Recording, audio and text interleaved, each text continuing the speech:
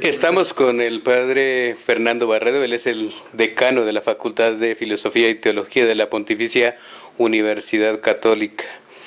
Él va a compartir con nosotros el testimonio de su trabajo en ecumenismo en pro de la unidad de los cristianos.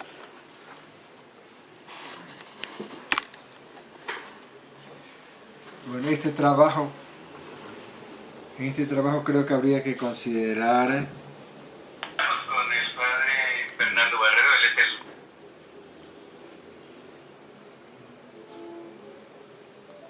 Ya. Bueno, en este trabajo habría que considerar diversas dimensiones. En primer lugar, tengo que reconocer que con algunos grupos me ha sido casi imposible entablar diálogo, porque son grupos que tienen una postura bastante agresiva frente a la Iglesia Católica y no veo yo, digamos, por dónde podemos comenzar a conversar, porque para conversar, para hacer diálogo ecuménico, se necesita en primer lugar una cierta amistad y confianza. ¿A qué grupos me refiero? Me refiero a los grupos de testigos de Jehová, mormones,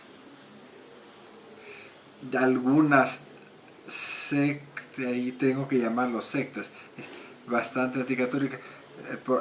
Su fuerte es atacar un poquito a la iglesia, o algunos grupos como los de Pare de Sufrir, cuyo interés pues, realmente no entiendo, no me parece que eso sea evangelización, sino otra cosa.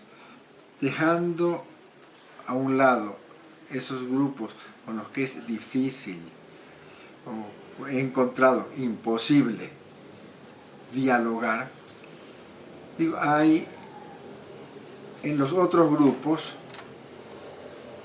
puedo distinguir varias corrientes. En primer lugar, los evangélicos aquí, tipo congregacionalistas.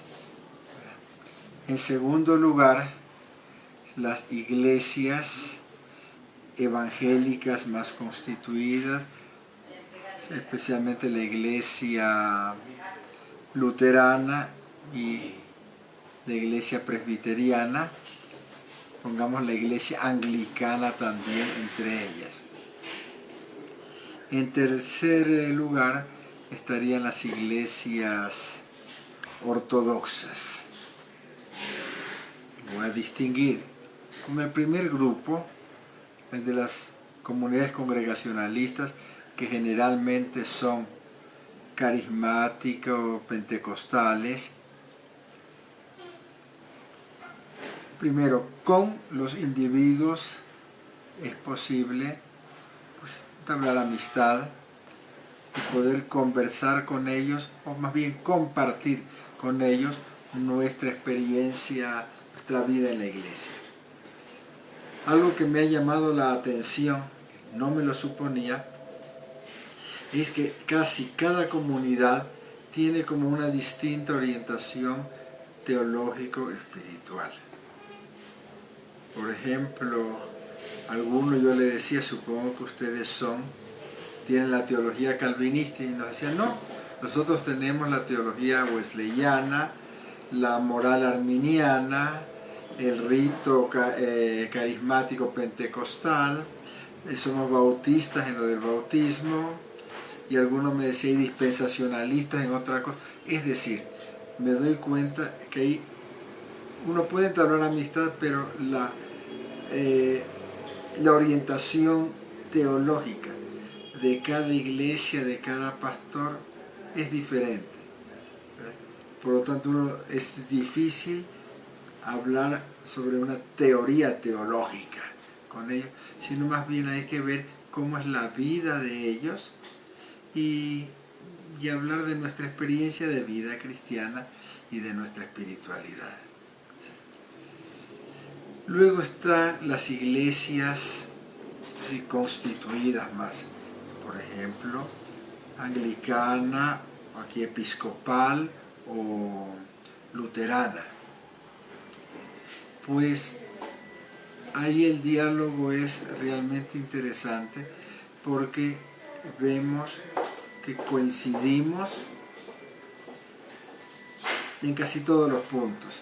En muchos de ellos, en algunos de ellos, se trata de una diversa interpretación o diversa formulación de los unos y de los otros, pero nos reconocemos como miembros de la misma iglesia. Las dificultades son más bien de orden práctico, no es orden dogmático. Por ejemplo, el matrimonio de los pastores o de los sacerdotes que ordenan mujeres para el sacerdocio.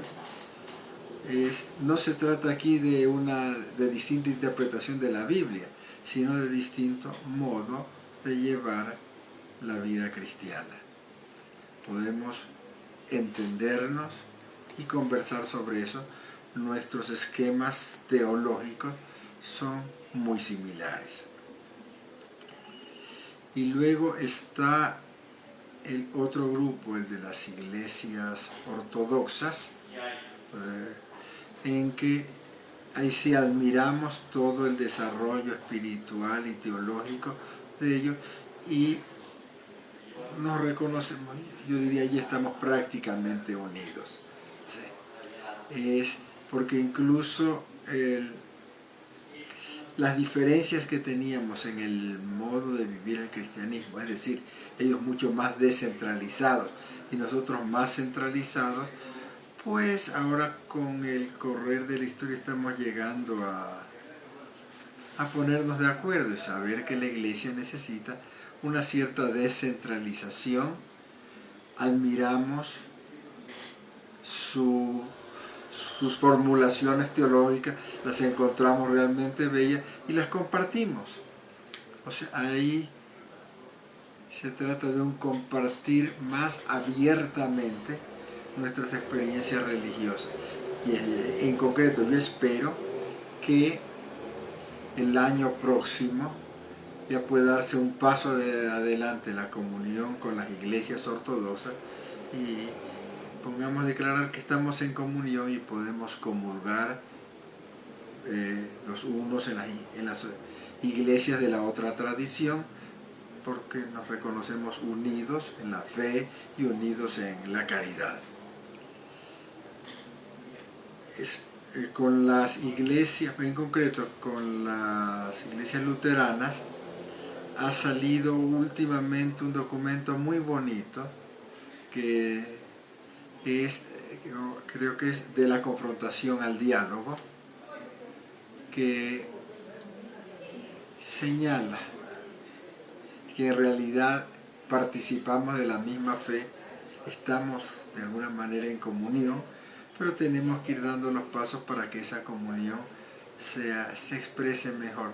Tenemos que ir arreglando aquellos puntitos externos que nos separan, ¿verdad? Ahora, donde yo veo aquí en el Ecuador ya el desafío más grande es el diálogo con las iglesias evangélicas y con aquellas con las que no encontramos modo de conversar. Supongo que en este diálogo con las comunidades evangélicas, con las diversas iglesias, tenemos que procurar intensificar la amistad con ellos, alejarnos, o sea, eso es posible siempre que nos alejemos de los ataques los unos a los otros. Pero primero la amistad con ellos y el ir, diríamos, copiándonos los unos a los otros ciertas prácticas y ciertas expresiones, los cantos que tenemos, etcétera, para lentamente, suavemente ir construyendo una mayor familiaridad con ellos que nos pueda, ya, en lenguaje teológico, llevarnos a declararnos en comunión los unos con los otros, es decir, reconocernos como miembros de la misma iglesia. Eso, el asunto será, veo, mucho más lento, precisamente porque cada comunidad es independiente. Por lo tanto, si nos unimos con unas cuantas comunidades, temo que las otras digan yo de ninguna manera.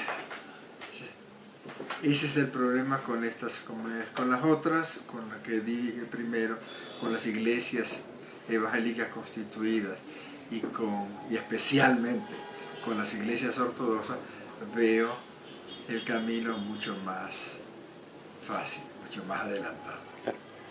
Padre, le agradezco mucho por este testimonio y le deseo los mejores éxitos también en su trabajo.